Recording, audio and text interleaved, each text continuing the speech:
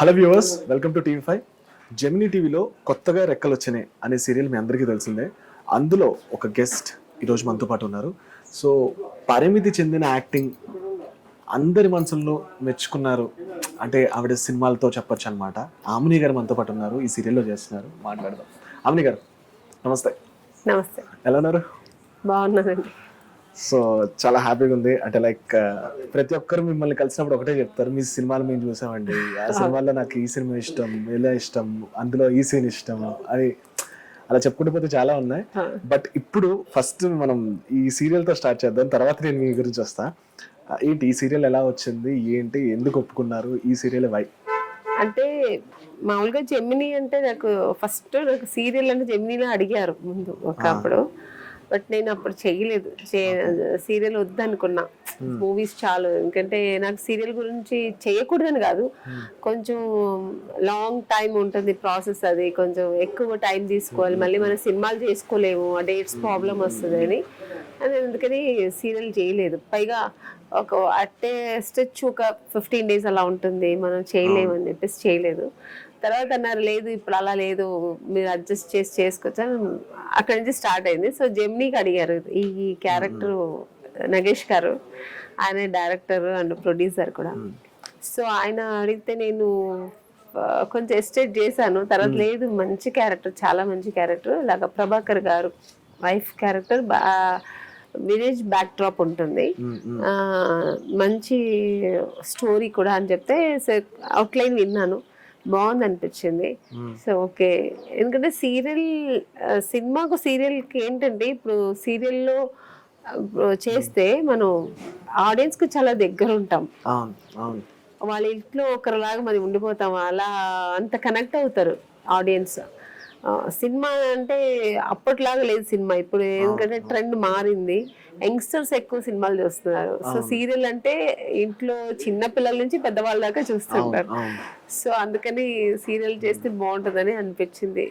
అంటే ఇప్పుడు for example ఈ సీరియల్ తీసుకోండి, ఇప్పుడు సినిమా అంటే మీకు మొత్తం everything each to each, pin to pin me character ఏంటి అది ఇది చెప్తారు. కానీ ఈ సీరియల్కి వచ్చేసరికి ఎవ్రీడే మారుతూ ఉంటుంది, కొన్ని మనకు తెలియని వస్తూ ఉంటాయి కొత్త కొత్తవి, కొన్ని చేయాల్సి వస్తాయి, కొన్ని చేయకుండా వస్తాయి. ఎవ్రీథింగ్ మనం అప్పుడు ఒక్కసారి కమిట్మెంట్ యాక్సెప్ట్ చేసాం కూడా చేయాల్సి వస్తుంది. ఆ సీరియల్ దిగేటప్పుడు మీకు ఏమనిపించింది, ఏంటి అసలు ఈ సీరియల్లో ఇన్ని ఎపిసోడ్స్ అయ్యాయి కాబట్టి ఆ థింగ్స్ ఎప్పుడైనా మీరు చెప్పినట్టు అనిపిస్తే అలా అవుతుంది, అప్ అండ్ డౌన్స్, మనం అనుకోని సీన్స్ వస్తాయి, ఒక్కోసారి చాలా మంచి అయ్యో మనం చేయలేని సీన్స్ కూడా వస్తాయి, అలా ఎమోషన్స్ అంటే ఆల్ టైప్ ఆఫ్ సీన్స్ వస్తుంటాయి, ఎమోషన్స్ వస్తాయి, కొంచెం నెగటివ్ వస్తుంది, మళ్ళీ పాజిటివ్ వస్తుంది, ఇలా అంటే కథని వాళ్ళు ఎలాగైనా తీసుకెళ్తుంటారు, డైలీ చూపించాలి కదా ఆడియన్స్ కానీ. సో అన్ని రకాల యాక్టింగ్ స్కోప్ ఎక్కువ ఉంటుంది ఇక్కడ, మనం ఎంత చేయాలన్నా చేయగలగచ్చు, అంత ఉంటుంది ఇక్కడ. డైలాగ్స్ కానీ అన్ని ఎక్కువ, అన్ని వర్క్ లోడ్ ఎక్కువే ఉంటుంది, బిట్ ఆఫ్ ఎమోషన్స్ ఎక్కువ కదా దీనిలో, ఎక్కువే ఉంటది. ఎందుకంటే మనం సినిమాలో కొంచెం లిమిటేషన్స్ సెటిల్డ్ గా చేయాలి, ఇక్కడ అది ఉండదు, మనం అన్లిమిటెడ్ లాగా ఎక్కువ చేయాలి, ఎక్కువ ఎక్స్ప్రెషన్స్ ఇవ్వాలి, కొన్ని చోట్ల తక్కువ చేయాలి, ఎక్కువ చోట్ల ఎక్కువ చేయాల్సి వస్తుంది. సో అది ఉంటుంది సీరియల్ అంటే. మామూలుగా అంటుంటారు కదా, సీరియల్ కాదమ్మా కొంచెం తగ్గించంటారు, మూవీస్ లో సీరియల్ కాదమ్మా కొంచెం తగ్గించంటారు, అలాగా. సో అది బ్రాండ్ అయిపోయింది, సీరియల్ అంటేనే ఎక్కువ చెయ్యాలి అనేది. అలా ఆడియన్స్, ఎందుకంటే ఇంట్లో ఆడియన్స్ కూర్చొని చూస్తున్నప్పుడు వాళ్ళు దాంట్లో ఇన్వాల్వ్ అయిపోతుంటారు. నేను మా ఇళ్లలోనే మనం చూస్తుంటాం, మా పిన్ని గారు వాళ్ళు, మా అమ్మగారు చూస్తుంటే చూడాలి చంపుతున్నాడు, అయ్యో ఎలా చంపేశారు చూడాలి, వాడు ఇలా చంపితే బాగుండదు, ఇలా వాళ్ళు కనెక్ట్ అయ్యి వాళ్ళు డైరెక్ట్ చేస్తుంటారు అలాగా. అందుకని ఈ సీరియల్ అలా ఉంటేనే బాగుంటుంది. లేడీస్ ఎక్స్పెషల్లీ చూసే వాళ్ళకి హెవీనెస్ ఉండాలి, ఏదైనా ఎమోషన్స్ అయినా రొమాన్స్ అయినా ఏదైనా హెవీగా ఉంటే బాగుంటుంది. సో మేడం, అంటే లైక్ సినిమాలో వచ్చేసరికి సెటిల్డ్ పర్ఫార్మెన్స్ ఉంటుంది, కొన్ని సీన్స్ మాత్రమే, కానీ ఇక్కడికి వచ్చేసరికి మీకు ఏదైతే మనం చెప్పుకున్న యాక్టింగ్ లో కొంచెం బిట్ ఆఫ్ ఎమోషన్స్ అన్న ఆ హెసిటేషన్ ఎలా అనిపించింది? స్టార్టింగ్ నాకు కొంచెం కష్టంగా ఉండింది, ఎందుకంటే మన సినిమాలు అలా సెటిల్గా చేసి తక్కువగా చేసి ఇక్కడ వచ్చేప్పటికి అన్ని హెవీ చేయడానికి నాకు నైట్ వచ్చేటికి హెడ్ఏక్ వచ్చేసేది. కొంచెం అంటే అరవాలి, ఎక్కువ చేయాలి, ఏడుపు కూడా ఎక్కువ చేయాలి, కొంచెం చేసేప్పటికి కంటిన్యూస్గా చేయాలి. సో ఎమోషన్స్ అంటే గ్లిజర్ వేసుకుంటూ ఏడుస్తూనే ఉండాలి, ఇప్పుడు సినిమాలో ఏంటంటే మీకు గ్లిజరిన్ లేకుండా సెటిల్ గా చేసేయచ్చు మనం, ఆ కొంచెం time scope ఇన్వాల్వ్మెంట్ ఇస్తారు టైం కాబట్టి. స్కోప్ ఇస్తారు. ఇక్కడ లేదు, అంత ఉండదు కదా. సో నాకు కష్టం, తర్వాత అలవాటు అయిపోయింది. సో ఆఫ్ కోర్స్ మీ కొంచెం దగ్గర పర్సన్స్ కానివ్వండి, అదర్ ఆడియన్స్ కానివ్వండి, ఎట్లా రెస్పాన్స్ ఎలా అనిపిస్తుంది ఈ సీరియల్కి? కొత్తగా రెక్కలు వచ్చినాయి, కొత్తగా రికార్డ్ మంచి రెస్పాన్స్ ఉందండి. ఎస్పెషల్లీ ఏంటంటే లేడీస్ ఎక్కువ చూస్తున్నారు. మా ఇళ్లలోనే, మా ఫ్యామిలీలోనే ఎక్కువ మంది చూస్తున్నారు. అంటే నేను చేస్తున్నాను అనేది ఒక ప్లస్ అయితే, మనకు సీరియల్ బాగా నచ్చింది వాళ్ళకి. మంచి, ఎందుకంటే ఫ్యామిలీ సబ్జెక్ట్ ఉంది, ఫ్యామిలీ ఓరియంట్ ఉంది, తర్వాత ఫ్యామిలీ ఓరియంటెడ్ అందులో కామెడీ అండ్ రొమాన్స్, తర్వాత ఎమోషన్స్ అన్నీ ఉన్నాయి. అన్నీ ఓ రోజు ఒక్కొక్క కొత్త రకంగా వస్తూనే ఉంటుంది. ఈ రోజు ఎమోషన్స్ అంటే రేపు రొమాన్స్ ఉంటుంది, నెక్స్ట్ డే కామెడీ ఉంటుంది, తర్వాత ఫైట్, ఇద్దరు హీరోస్ ఇందులో, సో వాళ్ళు ఫైట్, ఇలా ఆల్మోస్ట్ కొంచెం సినిమా లెవెల్లో ఉంటుంది అన్నమాట. సో అందరికీ చాలా ఇష్టమైంది, బాగా చూస్తున్నారు, బాగా నచ్చింది అందరికీ. మంచి స్టోరీ యాక్చువల్గా అయితే ఇది ఒక మామూలుగా జనరల్గా మన ఇళ్లలో జరిగే కొన్ని సీన్స్ అన్నీ ఎలా ఉంటాయో అలా ఉంటాయి. అంటే ఒక అమ్మాయి ఊరు వదిలి పట్టణంకి వెళ్ళి ఏదో చేద్దామని ట్రై చేసిన అమ్మాయి, అక్కకి బాగాలేదు అంటే ఇంట్లో ఉన్న వాళ్ళకి బాగాలేదు, చూసుకునే వాళ్ళు బాగాలేదు అని నిజంగా అలా. అవును, ఇక్కడ హస్బెండ్ అండ్ వైఫ్. నాకు ప్రభాకర్ గారు హస్బెండ్ క్యారెక్టర్. ఆయన ఒక విలేజ్ బ్యాక్డ్రాప్, విలేజ్లో ఉంటాం, ఇద్దరు పిల్లలు, అలా చక్కగా మంచి ఫ్యామిలీ, ఒక చక్కటిగా ఒక లిమిటెడ్ ఒక మీడియం మిడిల్ క్లాస్ క్యారెక్టర్, ఒక ఫ్యామిలీ అది. అలా ఉన్నప్పుడు వాళ్ళ దాంట్లో ఏదో కొన్ని ప్రాబ్లమ్స్ వల్ల ఆయన చనిపోవాల్సి వస్తుంది. ఒక అల్లుడు అని ఒక క్యారెక్టర్ ఉంటుంది, తన చెల్లెలు కొడుకుని తను పెంచాల్సి వస్తుంది. సో వాడి వల్ల వాడేం చేస్తాడు, పెద్దోడైంది, వాడి కోసం మా ఓల్ ఫ్యామిలీ, అందులో ఆ అమ్మాయి హీరోయిన్ క్యారెక్టర్ వచ్చి నాకు కూతురుగా చేస్తుంది. ఆ అమ్మాయి కావేరి చాలా కష్టపడి, అంటే బావ అంటే ప్రాణం, వాడి కోసం ఏదైనా చేయగలుగుతాను, నా జీవితం పోయినా పర్వాలేదు అని తన జీవితం తాకట్టు పెట్టి తనను చదివిస్తుంది, మా ఫ్యామిలీకి మొత్తం సపోర్ట్ చేస్తుంది. ఇలా ఉన్నప్పుడు వాడేం చేస్తే ఒక స్టేజ్ వచ్చిన తర్వాత, పెద్దోడైన తర్వాత వాడు కొంచెం వాడు క్యారెక్టర్లో వేరియేషన్ వస్తుంది. అంటే వాడు పాజిటివ్ నెగటివ్, అంటే ఇంకొక ఫ్యామిలీ, అంటే మాకు ఎవరు చెడు చేశారో ఆ ఫ్యామిలీకి తోడు వెళ్ళిపోతాడు. అప్పుడు అది తట్టుకోలేక నాకు హస్బెండ్ క్యారెక్టర్ ప్రభాకర్ గారు చనిపోతారు. చనిపోయిన తర్వాత మళ్ళీ అమ్మాయి, మేమందరూ వాళ్ళ ఇంటికి బానిసగా వెళ్ళి వాళ్ళ ఇంట్లో పనిచేసి, ఎందుకంటే ఏదో అప్పు చేశారనే అబద్ధాలు లెక్కలు చూపించి, అన్ని తప్పులు లెక్కలు చూపించి, ఇలా అన్ని చాలా చాలా కష్టపడతాం మా ఓల్డ్ ఫ్యామిలీ, నేను, నా కూతురు, ఇద్దరు కూతుర్లు. ఆ అమ్మాయి మళ్ళీ ఇక్కడ హైదరాబాద్ సిటీకి వచ్చి కష్టపడి పెట్రోల్ బంకులు అక్కడ ఇక్కడ పనులు చేసి, నేను వాళ్ళ ఇంట్లో బానిసగా నేను పని చేసి, నాకు ఇంకా రెండో కూతుర్ని చదివించడానికి, ఇవన్నీ చాలా ఈ అడుగు తొడుకుల్లో ఇరుక్కుపోతాం మేము ముగ్గురు. సో ఇవన్నీ వేరియేషన్స్ అలా ఉంటుంది. ఒక కావేరి అనే అమ్మాయి పేరు, నది ఎలాగా ఇలా అప్ అండ్ డౌన్స్ అలా ఉంటుంది, అలాగా ఆ అమ్మాయి జీవితంలో కూడా ఇవన్నీ జరుగుతాయి. సో తర్వాత మళ్ళీ రియలైజ్ అయ్యి ఆ హీరో, ఆ సెకండ్ క్యారెక్టర్, అదే అల్లుడు క్యారెక్టర్ వచ్చినప్పుడు ఆ అమ్మాయి తన ప్లేస్ ఇక్కడ పెట్టుకుంటుంది, తనని ఆ ప్లేస్ వేరే వాళ్ళకి ఇస్తుంది అనమాట. అక్కడ మళ్ళీ ఇంకొక అతన్ని ప్రేమించడం స్టార్ట్, ఇలా చాలా వేరియేషన్స్ ఉంటుంది, చాలా బాగుంటుంది కదా. ఇప్పుడు సీరియల్స్ ఫస్ట్ సీరియల్ చేస్తున్నారు కాబట్టి, ఒకవేళ శుభలగ్నం కూడా ఒకసారి ఎవరైనా సీరియల్ అంటే ఏంటి మీ రియాక్షన్? సీరియల్లో చేయొచ్చండి ఏమైనా, ఆ శుభలగ్నమే, అది అల్టిమేట్, అది చేయొచ్చు, బాగుంటది. అది కొంచెం ఇంకా మసాలా అంతా వేసి, ఎందుకంటే అది సీరియల్ గా చేయాలన్నప్పుడు ఇంకా ఎక్కువ. సినిమా ఫ్యామిలీ సినిమా, అది ఒక ఫ్యామిలీ సీరియల్ వస్తుంది అంటే ఎలా ఉంటుంది? తప్పకుండా నిజంగా బాగుంటుంది, ఎక్స్ట్రాడినరీగా ఉంటుంది.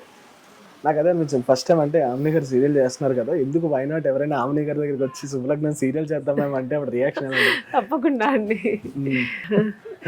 సో ఇప్పుడు సీరియల్ మీరు అన్నట్టు సినిమా అంటే ఒక ఫ్యూ డేస్ మాత్రమే కష్టపడాలి, అంటే లైక్ ఏదైనా నైట్ షూట్స్ అయినా సరే కొంచెం కొన్ని డేస్ ఉంటాయి, 6 to 6 సంథింగ్ ఇలా కాల్ షీట్స్ ఉంటాయి. కానీ ఒక సీరియల్ ఇప్పుడు ఫర్ ఎగ్జాంపుల్ ఇదే చేసిన ఫస్ట్ టైం సీరియల్ కాబట్టి మార్నింగ్ నుంచి నైట్ వరకు ఉంటుంది, నైట్ ప్యాకప్ లేట్ అవుతుంది, కొంచెం మనకు అనిపిస్తూ ఉంటుంది లోపల ఫెడప్ అయినా సరే చేయాల్సి వస్తుంది, ఏంటి అప్పుడు ఏమనిపిస్తుంది ఇలాంటి? అది నాకు సీరియల్ కదండి, సినిమాల్లో కూడా నేను 6 అంటే హీరోయిన్గా ఉన్నప్పుడు మాకు అవన్నీ ఉండదు. 6కే చేయాలి, 6 వాళ్ళు పంపిస్తేనే వెళ్తాం కానీ నైట్ 12 వరకు ఉంది, 1 o'clock ఉంది, ఎందుకు నైట్ ఫుల్ డే ఉందంటే చెయ్యాలి, తప్పదు. నేను చెయ్యలేను నేను చెప్పలేను, నేను ఇంతవరకు ఎప్పుడు చెప్పింది లేదు. నాకు మిగతా వాళ్ళ గురించి తెలియదు, నేనైతే ఎప్పుడు చెప్పను అమ్మో నేను చేయలేను 6 దాకా ఉంటాను, అమ్మో నైట్ నేను వర్క్ చేయలేను. నాకు నైట్ షూటింగ్ అంటే ఇంకా పిచ్చి, ఎక్కువ ఇష్టం నాకు. నైట్ షూట్ అంటే చాలా జాలీగా ఎంజాయ్ చేస్తూ చేస్తాను నేను. నైట్ పర్సనా మీరు? అవును, నాకు చాలా ఇష్టం నైట్ షూటింగ్ అంటే. సో అది అలవాటు అయిపోయింది నాకు, కాబట్టి నాకు ఇప్పుడు అది కష్టం అనిపించట్లేదు. అందరూ అంటారు మేడం ఇంత పెద్ద హీరోయిన్ మీరు ఎందుకు మేడం 6 o'clock ప్యాకప్ అని చెప్పొచ్చు కదా, మీరు వెళ్ళిపోతే మేము కూడా వెళ్ళిపోవచ్చు. ఈ సెటిల్ ఎవరని చెప్పారా? చెప్పండి. చాలా మంది డైరెక్టర్ అంటుంటారు. నేను లేదని అన్నాను, నాకు అలా అనిపించదు. ఫస్ట్ నేను ఆలోచించేది ఏంటంటే నాకు అలవాటు ఒకటి, సెకండ్ ఏంటంటే ఒక ప్రొడ్యూసర్ గురించి ఆలోచిస్తాను ఎప్పుడు. ఆయన వాళ్ళు డబ్బులు వేసి మాకంతా వర్క్ ఎంతైనా మేము వర్కర్స్, మాకు వర్క్ ఇచ్చి ఇలా చేస్తున్నప్పుడు నేను ఇంతే చేస్తా అంతే చేస్తాను అని నేను చెప్పను. ఎందుకంటే వాళ్ళకి తెలుసు, ఎందుకంటే వాళ్ళు బాగుంటేనే మనం బాగుంటాం. అందుకని మనం వర్క్ చేస్తే వాళ్ళకి లాభం వస్తుందేమో, వాళ్ళు బాగుంటారేమో, రేపు మనకు వర్క్ ఎక్కువ వస్తుంది, అలా ఆలోచిస్తాను తప్ప నేను నన్ను పంపించేయాలి, నేను వెళ్ళిపోవాలి, నా వరకు నేను ఎప్పుడు ఆలోచించను. ఎప్పుడైనా నాకు హెల్త్ వైజ్ ఏదైనా కొంచెం హెడేక్ అలా వచ్చి ఏదైనా ప్రాబ్లం వస్తే, లేదా ఇంటికి వెళ్ళాలి కొంచెం అక్కడైనా ప్రాబ్లం, పిల్లలు కొంచెం ఉంది అంతే, కానీ నేను ఎక్స్క్యూజ్ అడుగుతాను, నాకు కొంచెం అర్లీగా పంపించండి, నేను ఫ్లైట్ టైం అవుతుంది అంత తప్ప మామూలుగా ఇంకెప్పుడు అడగను నేను. చాలా మందికి అంటే నేను విన్నాను, యాక్టర్స్గా ఉండేటప్పుడు లైక్ వాళ్ళు జరిగే టైంలో వాళ్ళకి మేక్ ఓవర్ కానీ వాళ్ళకి ఖర్చు కానీ ఎవ్రీథింగ్ ఆ మెయింటెనెన్స్ అనేది ఉంటుంది. ఆ టైంలో మనకు తెలియదు, కానీ ఒక టైం అయిన తర్వాత ఫైనాన్షియల్ స్టెబిలిటీని మనం అరే ఆ రోజు ఇలా చేసుకుని ఉండాల్సిందే అని అనిపించేది ఉంటుంది కదా. మీ లైఫ్లో ఎప్పుడైనా ఇలాంటిది ఎదురయ్యా?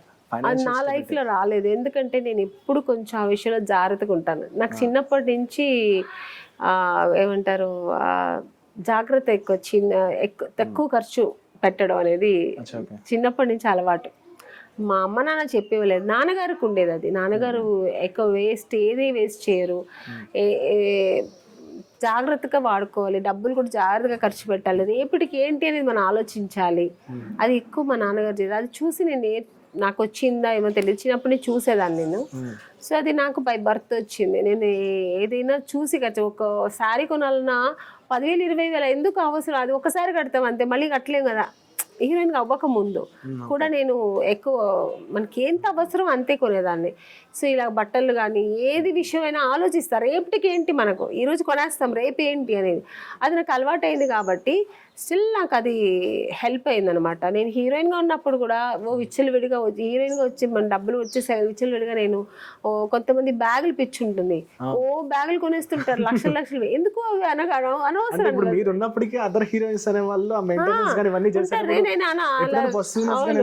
ఇప్పుడు చాలా మంది హీరోయిన్స్ వాళ్ళు వేసుకోవాలి చూస్తారు, నేనైతే అది నేను ఫీల్ అవ్వను కూడా అసలు. వాళ్ళకి ఇష్టం వాళ్ళు కొనుక్కుంటారు, నాకు ఏం కావాలో నాకు ఎంత కావాలో అంతే కొనుక్కుంటా.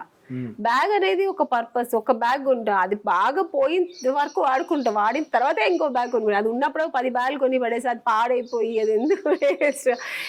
బ్యాగ్ అనే కాదు, ఏదైనా ఒక క్రీమ్ ఏదైనా ఇంట్లో ఏదైనా ఒకటి ఉందంటే అది యూజ్ అయ్యి అది అయ్యేదాకా నెక్స్ట్ కొనను నేను. ఎందుకంటే అది కొత్తది వచ్చిందంటే పాతది వదిలేస్తాం, అది వేస్ట్ అయిపోతుంది కదా మళ్ళీ.